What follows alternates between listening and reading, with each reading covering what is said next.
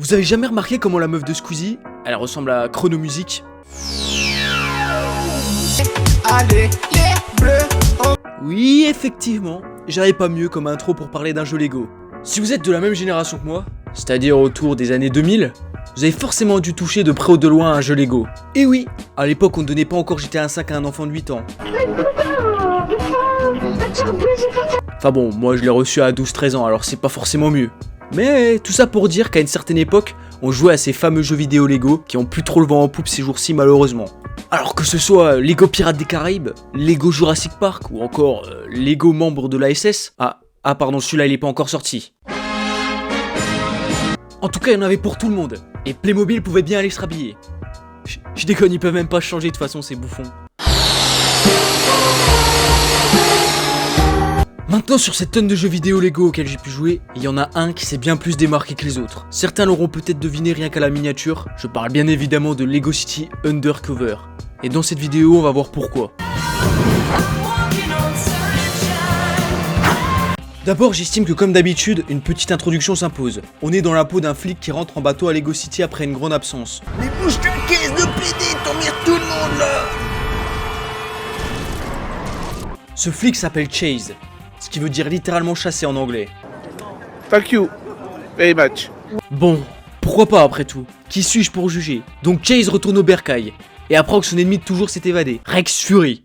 Putain non mais c'est pas possible là. Donc là le gars son prénom c'est le mélange entre un dinosaure et une communauté de personnes qui se déguisent en peluche. Haha, Chase, je t'ai retrouvé et je vais détruire ta vie. Ah, ces Américains. Notre mission va donc consister à essayer d'arrêter ces plans malfaisants, tout en remettant de l'ordre dans cette ville gangrénée par la criminalité. Une autre blague, Murray. Que ce soit en flic ou sous couverture. Ah oui, et il y a aussi un love interest. Allez, vas-y, je suis prêt. Balance ton prénom à la con du style clitorine. Je ne vais pas m'énerver. Natalia? Ah ok. C'est un prénom qui a l'air plutôt normal. Cette Natalia a témoigné pour envoyer Rex derrière les barreaux.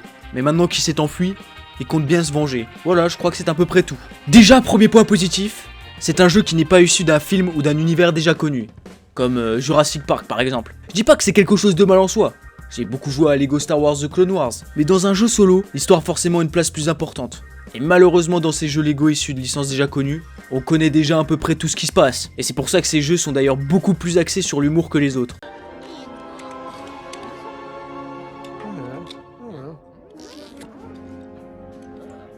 Pas un trou de balle de plus. Alors que dans Lego City Undercover, ils se sont sortis les doigts du cul et pondu une histoire originale spécialement pour le jeu. Et honnêtement, quel plaisir ça a été quand j'étais petit de découvrir un nouveau monde Lego.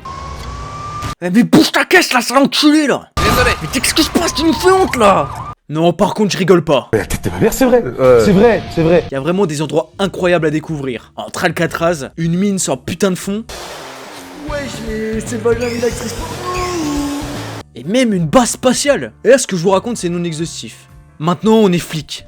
Donc on se doit d'éliminer la vermine qui gangrène la ville. Et pour ça, on a le droit à un petit système de combat assez simple, qui consiste à parer et à taper. C'est pas grand chose, mais hey, vous moquez pas. Hein. C'est aussi le même système que dans beaucoup d'anciens Assassin's Creed.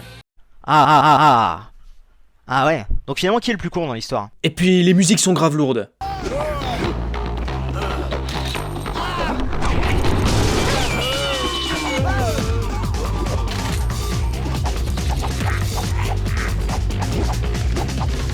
Sinon je vous rassure, on va pas non plus faire des bavures à tout va. Même si bon, des fois on s'en rapproche pas mal. Dis-moi pour qui tu travailles. Je peux pas le dire. Il me mettrait en pièces. 1, 2, 3. D'accord. Je travaille pour Rex Fury. Il chie pas plus personne, ce fils de pute. Ah oui, maintenant si vous étiez pas sûr, c'est bien un jeu d'américain. Ce qui est aussi notable par rapport surtout au nouveau jeu Lego, c'est que l'humour n'est pas du tout woke. Je veux dire, écoutez-moi Chan, le boss du gang chinois de Lego City. Voici une liste d'instructions. Suis-les et reviens ensuite me faire ton rapport à la casse. Il ne te fait pas penser comme ces imbéciles. Ça va loin, hein. Je veux dire, il y a même un mafieux qui s'appelle Vinny Pepalardo. Alors pour vous, j'ai essayé de traduire et ça a donné ça. Enfoiré de Rital. Bien évidemment, il y a toujours l'humour un peu loufoque qu'on a l'habitude de voir dans les jeux Lego. Personnellement, ça ne m'atteint plus trop parce que bon, j'ai plus 12 ans, mais il y a des scènes sympas. Surtout quand on doit parfaire notre connaissance du kung-fu, en nous rendant chez un spécialiste qui fait aussi plombier. Oui, plombier. il va falloir changer ton ballon d'eau chaude. Ce qui nous donnera le droit à une grosse référence à Matrix, que j'avoue ne pas du tout avoir comprise quand j'avais joué la première fois au jeu.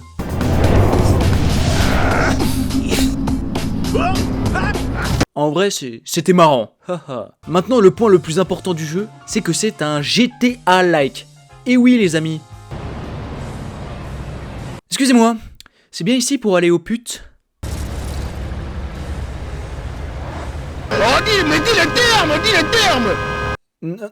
Non, je pensais pas vraiment à ça en fait. Mais bien qu'il n'y ait pas de prostituées et de drogue, il y a quand même beaucoup de similitudes.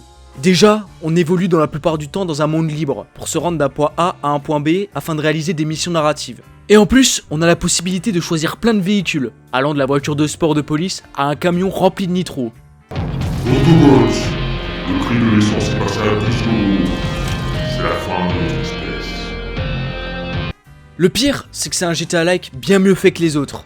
Ce que je veux dire par là, c'est que ce n'est pas juste une pâle copie du premier. Et il apporte ses propres ingrédients à une recette qui commence à s'essouffler peu à peu. Je veux dire, il y a qu'à voir à Mafia 3. Déjà, la principale différence, c'est qu'on a affaire à un monde de Lego.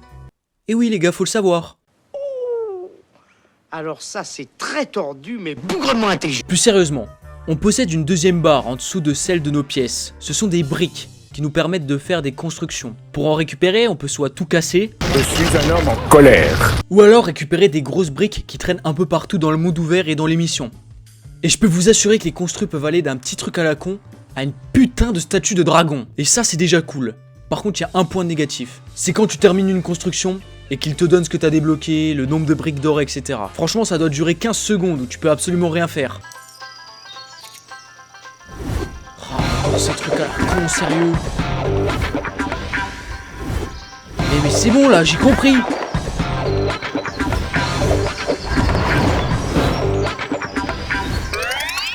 Mais laisse-moi jouer là, putain! Non, je pense que c'est facilement le pire défaut. Et je comprends que ce soit un jeu pour les enfants, mais là, ils prennent vraiment les enfants pour des gros cons. Regarde, Jordan, tu as reçu ta 14e brique d'or.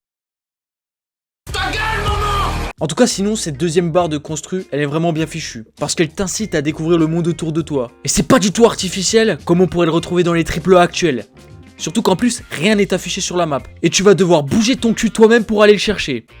Oui, c'est à toi que je parle, mon salaud. C'est ça de traîner souvent à la cuisine. Enfin bon, l'exploration est aussi pas mal maîtrisée. Je me rappelle que quand j'étais petit, je voulais absolument me rendre vers la Statue de la Liberté. Mais on pouvait pas y aller ni en hélicoptère ni en bateau. Mais putain, mais c'est quoi ce champ de force de con? Ça marche pas.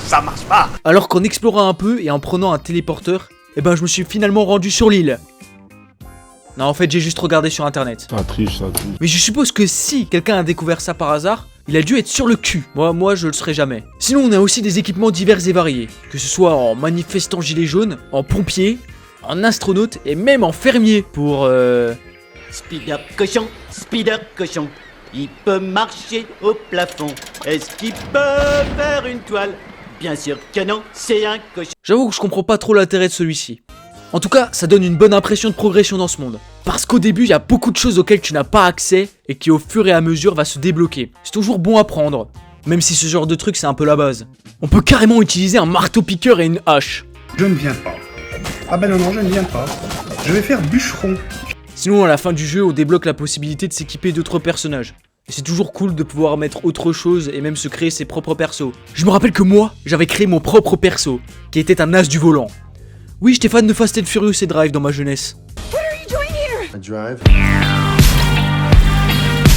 Enfin bon, moi c'était mon délire et je peux comprendre que ça plaise pas à tout le monde. Sinon on a toujours des gadgets, que ce soit un scanner pour voir les traces de pas ou même un détecteur de voix pour espionner les bandits. Jetro est sympa de nous laisser utiliser son château d'eau comme baignoire. Ouais. Daddy, I'm coming. Et c'est toujours des trucs sympas, même si bon, au bout de la 50e fois, ça devient quand même assez redondant. Sinon, petit coup de gueule et spoil par la même occasion, même si je sais qu'on parle d'un jeu Lego, le riche milliardaire Blackwell qui est en fait le grand méchant, même le moi enfant l'avait vu venir. Et je peux vous dire que c'était pas une lumière à l'époque. Dans une des missions du début du jeu, on devient son chauffeur. Et le gars faisait que dire des choses bizarres. Chase McCain. Eh bien, le monde est vraiment petit. Ouais, tout à fait d'accord, ouais. Je sais pas s'il voulait en faire une grosse révélation, en tout cas c'est l'impression que j'ai eue, Mais je trouve que c'est un peu raté. Après, ça n'enlève en rien la majesté du jeu. On se croirait presque dans un blockbuster. Surtout vers la fin où tout s'accélère et on est carrément dans de la SF. Je trouve que c'est même un peu too much. Je veux dire, de base, on est juste flic, quoi. Non, mais c'est normal, c'est en Seine-Saint-Denis. N'hésitez pas à me dire si vous avez d'autres jeux Lego en tête qui seraient meilleurs. Je suis preneur.